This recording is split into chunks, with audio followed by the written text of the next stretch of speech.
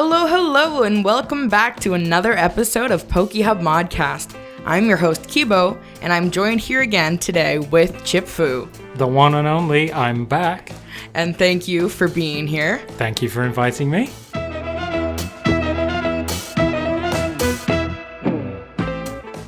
So today we have a few things we're going to talk about. We're going to go over the new packaging for the Shiny Sword and Shield Edition. Switch up. I guess I should clarify. And then we're also going to discuss the new Pokemon movie that came out on Netflix recently, and as well as the Indigo League. A little throwback in there. Yeah, sure. I watched the Pokemon movie maybe a week ago. Okay. And I didn't even realize that I'd seen the original one until it kind of clicked after I'd seen it. Oh, right. So it'd be interesting to talk about that. My girlfriend had the exact same reaction. She was like, wait, is this a remake? I'm like, yeah, it is. And she's like, well, I'm definitely watching it now. Well, I was really intrigued. I was like, oh, so it kind of harkens back to the time when I first got into Pokemon when I was a lot younger and it was like the new big thing, right? Yeah. Now it's kind of like it's been around forever. I think everybody 96. knows it. Yeah. Yeah. So, but then it was like really new. So. Oh, yeah, it was huge. And the first series that came out was the Indigo League. Yeah, which... and it's interesting because I'm not sort of clued up on all the newer stuff. But so it was nice for me to kind of see like Ash Ketchum and Misty and Brock and like Team Rocket and all that kind of back. I mean, how is that now in the current climate? Like, is Ash like old hat and no one ever talks about the old characters, or are they still like going strong? Honestly, I'm not sure myself because I don't watch any of the other series or Pokemon things. Right. But I'm pretty sure they had new trainers in those ones. Because they've got like two series I've seen on Netflix. They've got the original series, which was the Indigo League, right? Mm-hmm. And then they've got this other series, which is basically like 3D animated from what I can see. But it's not quite the same way as the movie was done. It's a different animation style. Yeah, it's a different animation style. I think, is that not Pokemon X and Y series or something? I don't know. I think so. Maybe. I don't know. I haven't seen that one, though. That's something I need to check out. Yeah, I don't think the original, like, Ash and Misty and Brock are in those. I think those were just for the Indigo League. Maybe it's, like, region-specific. Yeah. Like, the Kanto. I mean, when it started, it was, like, they were the characters, right? The only ones. They were the only ones that everybody knew. Yeah. But it's interesting because I was trying to figure out myself the other day, and honestly, I could have done some research here, but I'm sure someone will figure this out very quickly. I was trying to figure out what came first, the cartoons, the cards, or the Game Boy game. Because they all came out about the same time. True. They were all somewhere between like 1996 and 2000. But what came first? Yeah, but what came first, I don't know.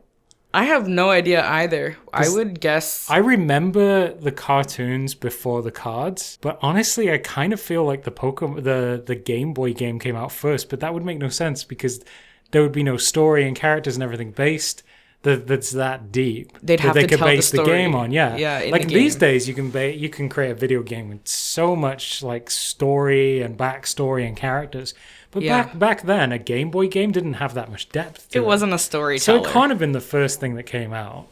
There's probably someone listening to this screaming like, I know, it's this one. This one came out first. And, that's what I'm thinking. And I mean, yeah, you're totally right, whoever you are, because I don't know. But it is kind of curious just for me to speculate. I mean, I feel maybe it was the TV show, because I was going to say maybe the trading cards. Yeah. And then it kind of evolved from the card game, because having a card game is pretty normal for the 90s. Because that would kind of dictate the art style of the cartoon show as well. Yeah. So what's interesting is like, especially late 80s, early 90s, a lot of children's TV shows, and I'm not saying that Pokemon's like a children's show. It's not really when you watch it. It's kind of deeper than that. A lot of animated cartoons were based on toy lines. So, for example, you would get Teenage Mutant Ninja Turtles, which originally was a comic book that was very unheard of, which then became a toy line, and then they made the cartoon based on the toy line to sell the toys. And the same thing with Masters of the Universe. They made the He-Man cartoon to sell the Masters of the Universe figures. So I'm kind of curious if that's how it worked. If like they made the card game first and made the cartoon to sell the cards. That's very plausible. Yeah, it's interesting though, right? It's highly likely it could have been that. Yeah. Especially if they did it with those other shows around the time, back then. And yeah, because it wasn't that long after all that stuff. I mean, that kind of era was between 1987 and maybe 1995. So it was only a couple of years later. I was born 96, so you were born 96. When Pokemon came to become a thing. Yeah. I remember in 1994, Power Rangers was the big thing. I think that's when the Power Rangers movie came out. Yeah, that's how old Power Rangers is. That's insane. I remember in like kindergarten, one of my best friends would dress up. Him and his friends always dressed up like the Power Rangers. Right. Every Halloween for like 5 years after. It was so funny from like kindergarten to grade 4. Always Power Rangers. I loved it. I think Power Rangers has been around for a long time. It must have been before 1994. Probably. It's actually interesting. I was watching this documentary about it. And the way that Power Rangers came about was it was another TV show already shot and aired in Asia. Oh. And what they did was they took the footage and they spliced in American actors when they're not wearing the uniforms to make a story out of it for an American audience and renamed it Power Rangers. But it was actually an existing thing before that. Really? Yeah. I had no clue. Yeah, and so that happened, and then it became really big, and then they started to run out of footage, the original footage. Really? And they were going back to the company. I'm not sure exactly where in Asia it was, but they'd go back to the company and be like, we need more footage of your TV shows so that we can make our TV show with the Power Ranger story and the Power Ranger name. And that's kind of how it came about. Wow. Yeah. This is what happens when you watch too many documentaries about old TV shows and and toy lines on Netflix. I mean, that's cool though. I'd be down to watch those. I love documentaries, and it gives you a lot to talk about. Yeah, I guess so. Speaking of what to talk about, you said you wanted to talk about the new packaging that we've done for the Shiny Edition, Shield Edition, and Sword Edition of the Switch Up. Yes. I was going to ask you because they came in the other day and they look beautiful. Thank you. Yes, you did an amazing job, and as I understand, you designed them 100% yourself? Yeah.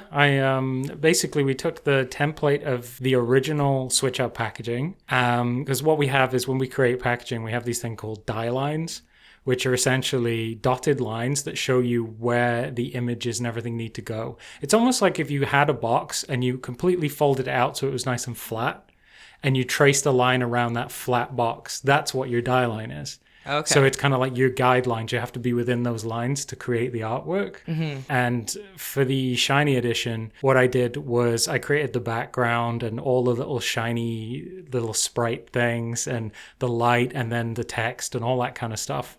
What I love about the Shiny Edition is not only does that color pop it pops much, so well. Like, it is such an eye catcher. Like, there's a lot of yellows, but this one was like the one. Like, you picked really nice, isn't it? Perfect one. And it's interesting because we should first sort of preface that as of the time of recording this, these are not available, but they are available for pre-order on our Shopify site. There'll be links in the description so that people can check them out and look at the box art and what they'll get. But only, I think, as of this time, not 100% sure, but I think the only one that will be in stores, and we're not sure which stores yet, will be the Sword Edition. Okay. But the Shiny Edition, Shield, and Sword Edition will all be available online. Okay. But to get back to the Shiny Edition, I mean, if you pick up that box now, we have these print proofs in front of us right now so that you can kind of look at them. Can you see there's kind of a texture in the background there? Like there's just something, it's not just plain yellow, there's something there, right? Yeah, I see that. Well, that's actually an image of a kind of sunset, and it's blurred and it's melded into the yellow. And it's so subtle, but it adds a kind of texture to it. And I got the inspiration for that from, I think it was actually in Pokemon Sword and Shield, where you get, when you get a shiny, or even if you just get a Pokemon and the screen comes up and you get the shine and it makes a noise and you'll get like Growlithe going like "Rawr," or whatever, right? Yeah. If you look in the background, there's this kind of weird cloudiness that's integrated into the color. Yeah. And yeah. Yeah, you don't really see it, but that's where I got the inspiration for that. Wow, So, the little details. The little details. See, I you wouldn't don't have even know. not noticed that if I wouldn't have looked that close. I added a little square shiny. I was just gonna say. Yeah. I was gonna comment on that. I absolutely love that you added a little I tried squares to in there. make it look like there's movement, so it's almost like it's bursting out, right? Yeah. There's like this little bit of motion below there. No, it just totally adds, like, it makes me think Pokemon with that square now. It just that was a request from our boss who Really? who really loves square shinies. no way. Yeah, he's like, please, can you add a square shiny on there? It'd look awesome. See? And I did, and he was totally right. It looks cool. It does. Yeah. I love it. It was like, that's a nice touch. Yeah. Especially because how they introduced the ultra square shinies in the Yeah. Sword and Shield. So Well, at some point in like 20 years' time, we're gonna have like an ultra star, a mega square, triangular, like dodecahedron shaped shiny. exactly. It's getting like kind of ridiculous now.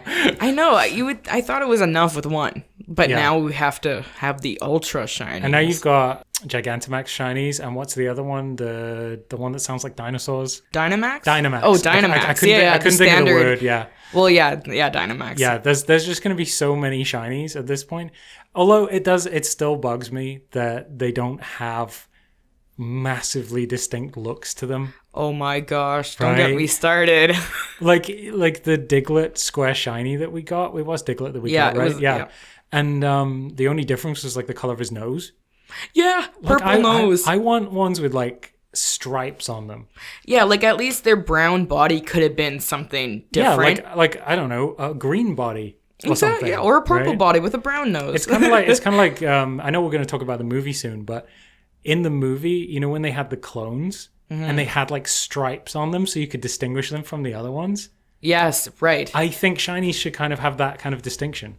I agree. It's like it's subtle, but it's enough to be like, okay, yeah, you're not you are the. I want to say not the real one because of the movie. Yeah. but you know what I mean. Yeah, not the You are- base, not yeah. the base one. Yeah. You're not the original. You're the shiny.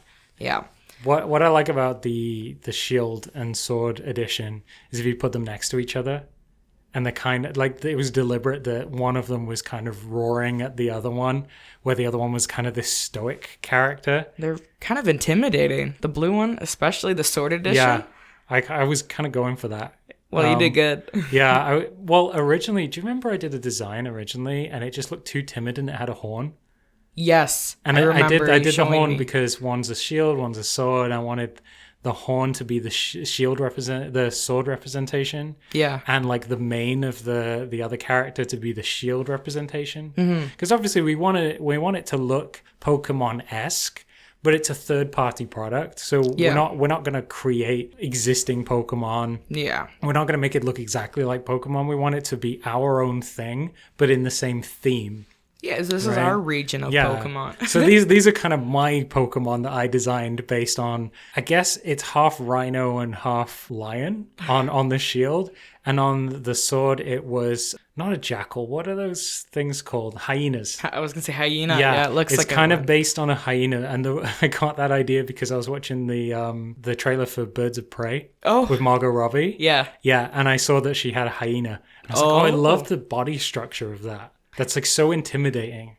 Yeah, I always think of Lion King with hyenas. Yeah, me too. That movie made me really scared of them, and now their laugh freaks me out. Well, Yeah, they're they kind of sounds like they're laughing. Kind of freaky. I mean, this is going to sound old school, but it reminds me of an episode of Buffy the Vampire Slayer from like the 90s where they go to this zoo and one of the characters has like controls over hyenas, or maybe they can turn into a hyena or something. Mm-hmm. It always makes me think of that for some reason. That I've never seen that show, but that sounds You've interesting. never watched Buffy the Vampire Slayer? No. Well, I guess it was like it probably finished before you were even born. But I've always seen it on TV. Even Yeah. now, I just never watched. It's pretty old, but it was really good. It was a good show. What's also interesting is when you look at, say if you compare it to the Shiny Edition, you notice something different about the actual products in the center. Oh yeah, the other ones are more like face front. Yeah, but there's also a really obvious one as well. They're cell shaded. We added black lines around them Oh, so that yeah. they matched the cell shading of the cartoons. Oh. So what's interesting is originally we tried it without the cell shading. Like on the shiny edition? No, on the Sword and Shield edition. Yeah. But in the same way as the Well, shiny that's what I edition. meant. Yeah. I see what you mean now. Yeah. And they just did not pop at all. Really? Like, yeah, they just faded into the background and all you noticed was the characters. You didn't notice the products. I could see how that would fade probably, Yeah. especially looking at the shiny edition. Now that you pointed it out, I that's all I see is the difference between. So we ended up, I ended up putting the black lines around it and it really worked. It really made it look like pop. You know, it just stands out 100%, like 100 times way more than it probably would have without. And the plan is for the final, because these are just print proofs to make sure that everything's located in the right place, nothing's overlapping and that kind of thing. Mm-hmm. But the plan is the actual product itself, and maybe even the character is going to be UV'd, which basically means it's going to be shiny. Shiny cardboard, when the rest of it will be matte. So it should really stand out. That's going to really add the edge to it. So I'm looking forward to seeing that when it finally gets printed. Yeah, me too. Because these already look fantastic, even though they're not the final boxes. Yeah. But that they are, in a sense, I love them. It's weird for me. It doesn't matter how many times you do some packaging. It's always weird for me that when you kind of look at it in your hands, even though you know it's going to be that size when you're designing it on a 27-inch monitor, it always looks totally different because of the scale.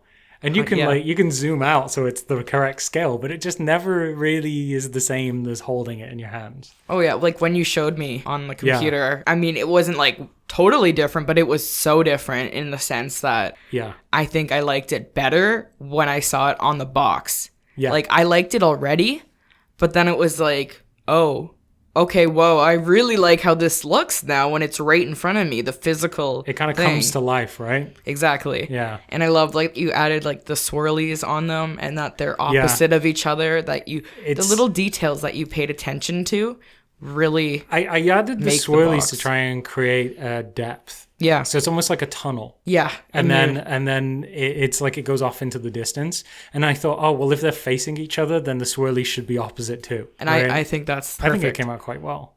Oh, it did. Yeah. They really did, both of them. Before we move on to the movie, though, there's one more thing I should say about the packaging. This is maybe interesting to some people. The reason why there's French on the front of the Sword Edition is because that's the one that will go to retail in Canada. And in Canada, we require you to have French and English on the front of the packaging.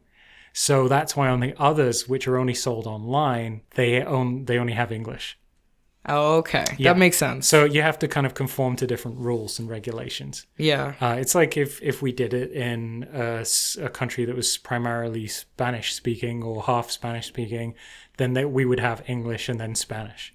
Yeah. It's the same in all different countries. It just depends where you are. Exactly. Yeah. So did you want to talk about the movie? Sure.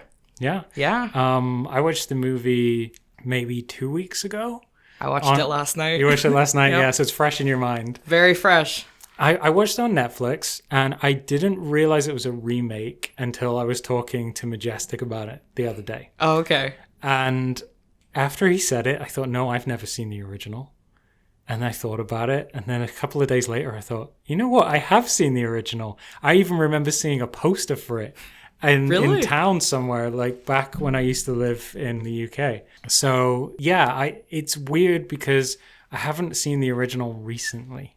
Same. So I've got to try and compare it to my memory, which is always a bit difficult because you can't quite remember, right? Yeah, I feel you. What I actually did was, just to refresh my memory, is I went onto YouTube and I watched the trailer for the original, which someone had cut together with the trailer for, or at least footage from the new one. Oh. And it was really interesting. It was like shot for shot remade. Oh, I'm going to look at that after. Yeah. So what's the name of the new one? It's like... it's Mewtwo Strikes Back Evolution. what was interesting for me, and I don't know how accurate it is to the original one. Sorry, adjusting my headset. I'm just going to put it down. Okay. Yeah, I don't know what it was, whether it was the original that had been directly translated into the 3D, or whether it was the they just decided to change it a little bit the second time round. But the beginning of that film goes on forever.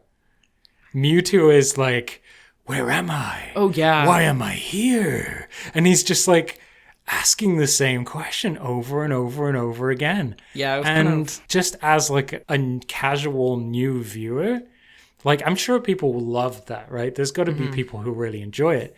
But to me, that seemed, especially as like someone who's directed films and stuff, that was just unnecessarily long. No, I agreed. When it started, I'm like, this is kind of weird now because it just kept going. Yeah.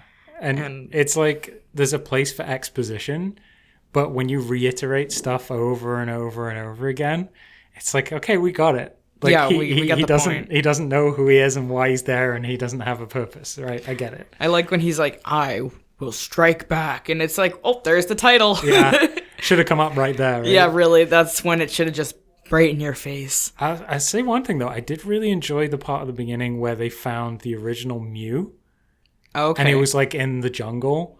That was really cool. Oh, like when that, it was like watching the explorers walk into the And I thing, remember seeing that bit in the original. See, I don't remember that for some reason. I couldn't remember that part. I remember the bit where he kind of flies over the water.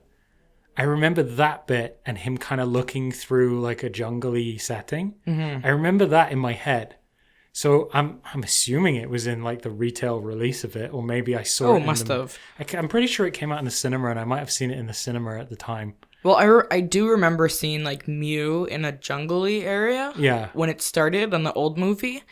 But just the part I couldn't remember for some reason was when the explorer guys are in there and they find like the the little Indiana piece Jones of scene, as bone. I would call it. Yeah. I don't know, that one I couldn't recall, but I'm sure it's not added in. I'm sure that's how it was. It was really interesting though. Because it was one of these experiments for me where I was thinking to myself, I'm gonna watch this and test it out for 10 minutes and see if I like it. Yeah. But I'd already kind of committed a little bit because I suggested to watch it with my fiance. Oh, okay. And she was like, yeah, sure, let's watch that. And I was like, I don't want to just turn around and go, I don't want to watch this anymore. Yeah. So I kind of committed to it early on. And while I think she was just coming back from work, or maybe she was getting to takeout or something. Mm-hmm.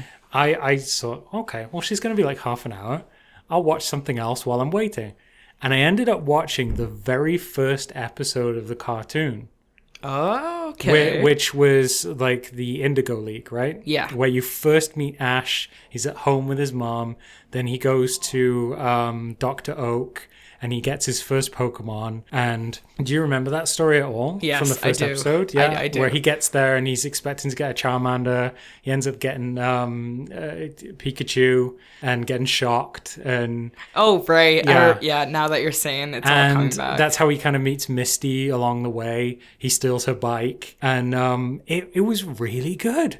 I was like, I watched this when I was in like high school. And I thought it was okay. And I used to watch the episodes every week. But watching it back, it's deeper than I thought. I guess you've had time to mature, grow. Yeah, I'm a totally wiser. different human being now. Yeah. So I watched it, and there's basically, I don't even remember this, but he tries to catch a Spearow. Okay. And he basically just like annoys a massive cloud of Spearows. Right. And I remember that. They start chasing him and Pikachu and like attacking them. And Pikachu's like gonna, die or something. And faint. Pokemon don't die. Faint in inverted commas, yeah. Because Pokemon don't die, right? Apparently so. So, which makes no sense to say that there's extinct Pokemon because they'd have to die to be extinct. Yeah, really. Yeah. Come on, logic. Yeah, get with it, Pokemon. Yeah, Pokemon die. Yeah, what was interesting was in an episode, they get chased by the Spearows, and then they get attacked. And his issue is he can't get Pikachu to obey him. He can't get Pikachu to go in a Pokeball. He's like, you have to go in the Pokeball because you're gonna faint if if you don't. You're gonna get really hurt, Pikachu. They get attacked, and then there's this big storm, and it's raining, and Pikachu uses the lightning to attack all the Spearows. Fried bird. Yeah, like you just see it from a distance, like this gigantic lightning strike. And he's trying to help Ash because Ash is trying to help him. And I genuinely got teared up about that. Aww. Like the way they put it together, it was such a good drama that I'm like in my mid-30s and I'm watching this going, oh my God, I'm tearing up, I thought it was good. See, that's how you know a show is good. Yeah, I mean, it gives you those feels. It was like primarily for a younger audience. It was made in the 90s, and I'm watching it thinking, this is great. Like, the other sort of anime stuff that I've watched is so far removed from that. Like, have you ever heard of anything called Akira? No. So Akira is an anime that was made in, I want to say, the early 90s.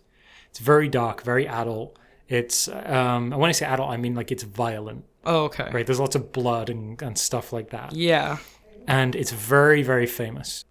But like you watch stuff like that and it's like, wow, this is like someone made with that kind of, I don't know, skill and talent. They made a totally different thing for a different audience. That's how it felt. Yeah. Okay. I get what you're saying. Yeah, so I was like really surprised and I got so into, the Pokemon universe within that half hour. I think the episode was only 20 minutes long.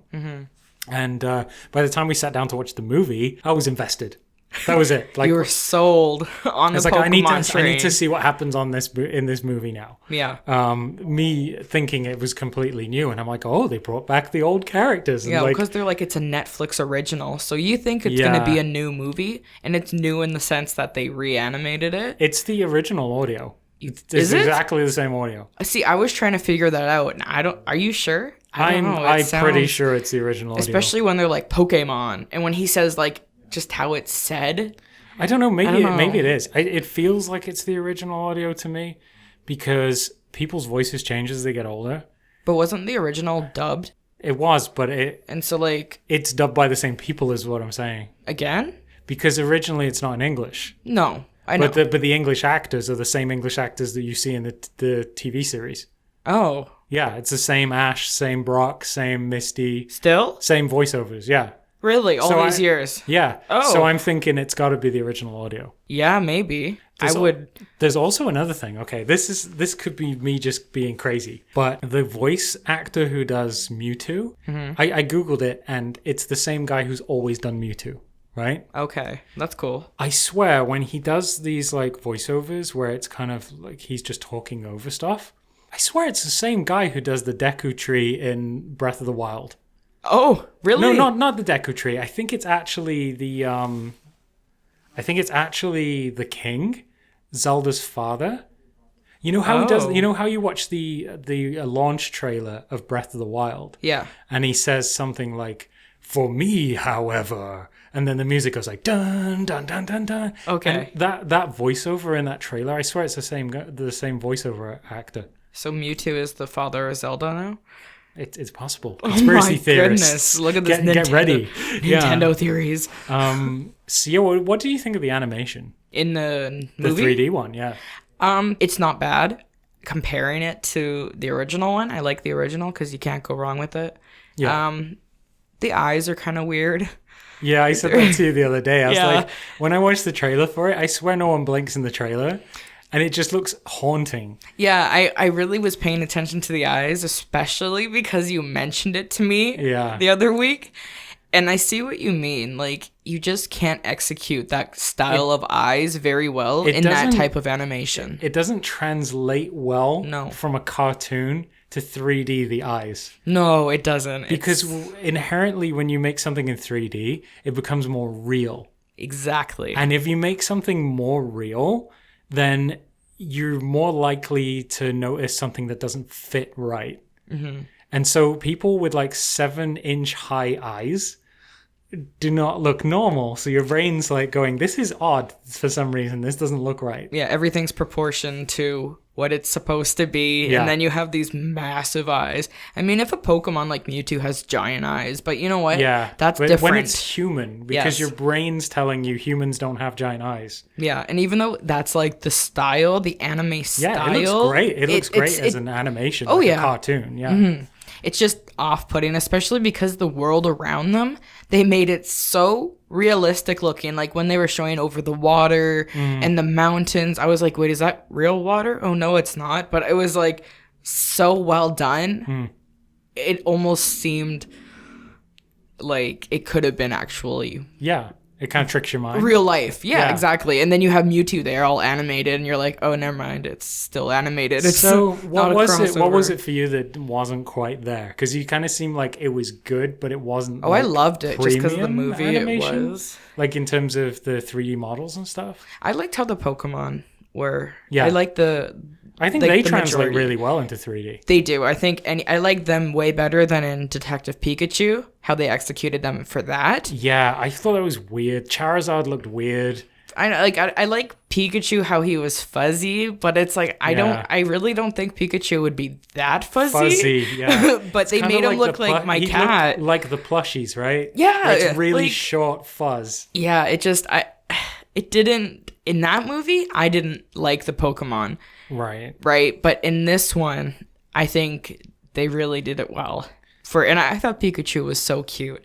Yeah. It's just the off-putting thing for me is the humans. Just it was just weird with the eyes. For me, coming from a perspective where I can actually work in 3D, they've actually accomplished a lot on a technical level. Like you said, the water, like you couldn't tell if it was real at it some was point. phenomenal. Yeah. That water is very difficult to do, especially if something goes in and out of water in 3D. Very difficult to achieve. And I don't know, I could be wrong, but it looked like it was rendered out using the Unreal Engine. Okay. People have started to use that as a render engine now. Like they remade a TV show called Reboot. I don't know if you've ever heard that. It was a little known TV show, kind of a cult classic that was one of the first animated 3D shows to come out in the late 90s. All right. They remade it recently and they rendered everything out in the Unreal Engine and it looked terrible. Oh. And people were in an uproar about it. People were boycotting it and saying it looked terrible.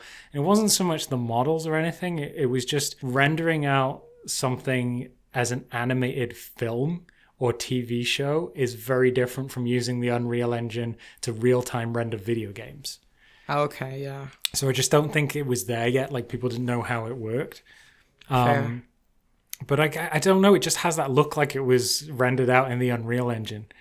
But some of the stuff they did was really good. Oh, yeah. Like I think the bit where Mew's kind of going over the water and it's kind of magical and stuff. Yes. That oh was my gosh. that was quite technically well done. Yeah. All the water stuff was probably the most challenging thing of it, I think. Yeah, they did so good. That's the one thing that I keep thinking about from the movie. I don't know why. The remake, though, I always think of how well the water looked, like how well done it was. So, like, oh my gosh, it was just sparkling. Yeah. And I couldn't tell if it was real or not. Especially with it being a storm. Yeah, It's very that difficult was... to, like, recreate. What's weird, though, is you know the place, the pier that they're at? Mm-hmm. They go to, like, a Pokemon Center at a pier where that's where they leave to go to the island. I don't know why, but it just really reminds me of in New York where they have these like warehouses on the shore. And in the Spider-Man games, you always seem to go there.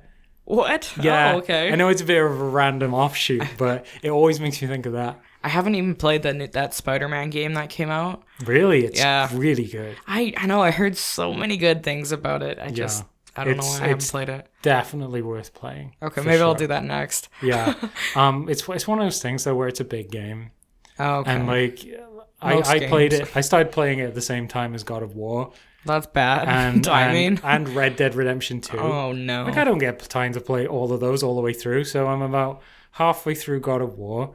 about 2/3 of the way through Spider-Man, and about 10% of the main story through Red Dead Redemption 2, and I've dropped all of those to play other games. Yeah, I haven't finished Red Dead 2, and I was looking forward to that game for Didn't that have an long. amazing beginning? Oh my god, it's amazing. The game, the prologue, everything. So good. The snow and everything at the beginning. Unreal. I played it on the PS4 Pro. Oh yeah, me and too. I was really into it. You know what's interesting though? It looks really good on the PS4 Pro, and a friend of mine had it on the Xbox One X. And I said, oh, the Pro's obviously going to look better. And we put it side by side, so did Digital Foundry. And it's really weird. In the Xbox, it's so much sharper. Oh. Like when you put them side by side, the PlayStation version looks like it's got Vaseline over the lens. Oh no. It's really blurry looking. Why would they do that? I don't know. I was really disappointed. Yeah, well, Because that's disappointing. I'm more into the PlayStation than the Xbox. So, Same. you naturally kind of want the one that you spent hundreds of dollars on to be the better one, right? Of course, it's But a little biased. I have to admit, it's way better on the Xbox in terms of graphical performance. Yeah, I don't get why they do that. I wish it would just be all even all over the place. But Well, then there'd be no They competition. tried that with Watch Dogs. You sort of make the game look as it would on the lowest end console. If they did that with everything, graphically, if they had something on the Switch and then on all the other consoles, and it didn't look better on the other consoles, you'd be disappointed, right? Because they're way more powerful. Well, the Switch, my gosh, you can't put a PS4 game on the Switch, I know, even though they do, and it's just abysmal. I mean, they have made strides with The Witcher 3. I was going to say that one, I'm going to give that an exception. To be fair, you play Skyrim on a Switch, even though it's like vanilla Skyrim with some special edition content, it still looks really good on the Switch when you put it on your TV. Really? And yeah, if you go in a dungeon, especially because it's a bit more detailed in dungeons than it is outside because they've got less to load. Yeah. It looks really good. Really? I played That's surprising. Yeah, I probably played about 130 hours of Skyrim on my Switch. On your Switch? Yeah. Wow. Okay, well that says a lot then. Because I didn't have a PlayStation to play it on for 6 months. Oh. So every night I played it on my Switch, and then I mean, if that's what you have. Yeah, I was like no problems, right? That's awesome. Yeah. And now with the Switch up, it could have been even better. You could have played with your PS4 controller on your Switch. Yeah, that's true. And then it would have been like you're on your PS4, but you're on your Switch. For a lot of people, they like having the thumbsticks, parallel to each other instead of like offset. I don't like the offset. I like the parallel. So you like to use the PS4 controller using the Switch up when you play on Switch then? Always, even all the time at home now. Right. I just, if I start to play it normally, like just the Switch how you're supposed to, it just feels weird now. I think I'm so in love with the Pro controller that I don't use my PS4 controller on the Switch. I don't have a Pro controller. Although I do at work, just not at home. I think because I just love the Pro controller too much.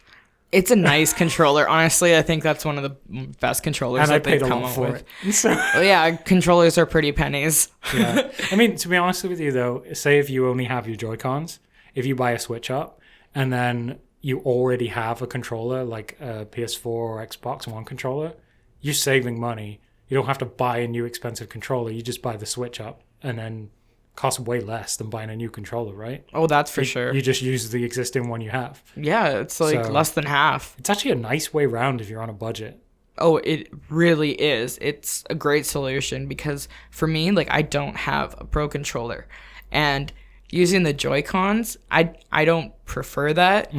So, a lot of people find them too small.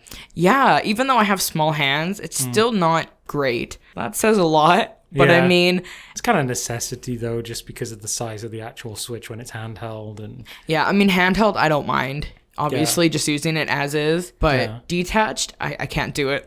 It's too weird for me. But definitely using the Switch up and my PS4 controller, that's my go-to all the time at home now. So I've just noticed this is kind of a long episode. This is probably going to be like the longest episode we ever do. Probably. So before we kind of wrap up, what are your overall thoughts of the movie? I did enjoy it because you can't go wrong with that movie. It's a good story. It's a great story, and especially with Pikachu and Ash at the end, my feels all came back. Yeah. I was almost crying myself. I'm like, let my tears help Ash too. But Yeah, I forgot about that. Like all the Yeah. Pokemon tiers. yeah, and then how they all like It's quite like revive him. They really try to invoke some emotion into you as an audience member, right? Oh, it hit me in the feels way. I bet there was a like- lot of people who are passionate about Pokemon and the original Pokemon movie who remade that. 'Cause Probably. you can tell, like when you watch it, they've really tried to convey the feeling. Yeah, like when the Pokemon are fighting against each other, like the It clones. was really sad. They're It like they're all was, kind of when they're like all- slumped over on top of each other because they Yeah, can't one fight by anymore. one they start just slumping onto each other, and I'm Yeah. like, my heart's breaking right now. Like, I know. I have to admit, I was totally invested. Me I think, too. I think my fiance was as well. We were just like, okay, Yeah. okay, you know. Yeah, what- my what's girlfriend gonna and I, we happen? were both like locked onto it until the end. It was Yeah. just We've got to have like some good vibes coming out of this at the end, you know? exactly. Yeah. It was just at least it ended on a good note. Of course, like think Ashes alive. It was kind of not disappointing, just odd that it was kind of like a memory wipe at the end. Yeah, that's kind of like I think Like it never happened. Yeah, Like that was never, weird. They're never even going to be aware of Mew or Mewtwo after that. Yeah, I think that was kind of a quick way to end the movie, almost. You know, they It didn't was know a little bit, a quick yeah, out. a bit of a lazy way to end it. Yeah. Although I did really like the poignant moment at the end where he sees Mew flying through the sky. Oh yeah, And he mentions that when he first got a Pokemon, he sees this rare Pokemon flying in the sky and it was unidentified. And I had just watched that first episode where he sees this Pokemon. I don't know what it's called, but it's basically like a giant firebird. And it's all Oh. magical and it's flying Yeah. through the sky. And he sees it when all the rain clears after the attack from the Spearows. right. I remember that. He's part. like staring up at the sky. And so it really resonated with me when they mentioned it back in the movie. Especially if you watched it right Yeah, before because obviously the the movie. story is from that time period. exactly. Right? It's in like in the 90s. So yeah, I thought that was a really cool way to end it. Yeah, then they executed the movie so well, and even though like the animations they were great, just the people are kind of off-putting Yeah. once in a while. Aside from that, I enjoyed it a lot more than I thought I would have. I don't know why I thought I may have not enjoyed it. Yeah, I went into it totally like, hey, this could be bad, this could be good. I'll just see what happens. Yeah, it's probably gonna be a crappy remake And I walked away or something. from it actually kind of hyped about it. Mm-hmm. And then I came and asked you if you'd seen it. Yeah, Yeah, because like I wouldn't have done that if I wasn't into it. yeah. Well, also Majestic mentioned he watched it and Yeah. he liked it as well. Because he really likes the original movie, doesn't he? Yes, Yeah. I believe so. Yeah, so I'm curious to see like how much he liked, because I don't think he saw the new one last time I spoke to him. No? No. Oh, I so thought he had. Yeah, I'm kind of curious to see what his impressions were. We'll ask him after. Yeah, I guess we should wrap it up now. Yeah, we've had a lot to talk about. Yeah, I mean, we came into this thinking, oh, we'll talk about a couple of things. Maybe we'll be 15, 20 minutes. It'll be a shorter episode today. No, it's like probably the longest episode we will ever do. Probably. But hopefully people are enjoying it. And, it's just nice to chat about these things and kind of, because we deal with Pokemon for work. It's Yeah. nice. It's nice just to kind of delve into the universe outside of that. Exactly. Yeah. And discussing things around, the switch up and Yeah. to. It's interesting what we're doing. Like, it's nice just to talk about the packaging because Yeah. the reality is that packaging was just me sat on my own working. Oh, yeah, So true. like to actually have some kind of feedback and recognition and like someone actually like it and sort of see the things in it that I've already seen but no one else notices. Yeah. It's kind of nice. Well, I think I like to talk about our products more in depth in the sense of like, what did you do to get there kind of thing. Yeah. Like, and I think I like to share that with our community and our fans because it's neat. I think it's cool. Yeah, I I mean- love asking you about these things. and If you finding guys are listening right now and you actually have these boxes at home or you're going to get them, it's probably interesting just to know that, I sat there and drew by hand these characters using a Samsung Galaxy tablet and, designed the packaging and everything. It's probably just interesting to hear that, right? If you design that on a tablet, that's amazing. Yeah, I had a Samsung Galaxy Note 2014. Okay. Yeah, you can use like Wacom tablets and stuff, but I prefer to draw directly so that it's like a piece of paper where you touch the screen, you see exactly underneath your pencil or your pen Fair. what you're That makes drawing. sense. Yeah.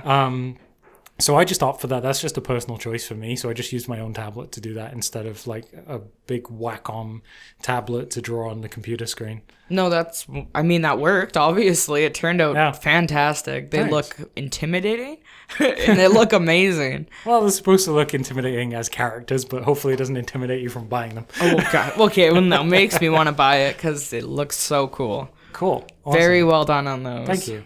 Yeah, thank you for making something so pretty. Thanks. Well, I guess we'll say goodbye. Thank you very much for listening, everyone, and hopefully you found this podcast interesting today. Yeah, and I can't wait to have you on the show again soon. Yeah, that'd be great. Yeah, well, okay. Well, thanks for tuning in. Thank you for tuning in, everyone. Bye. Bye.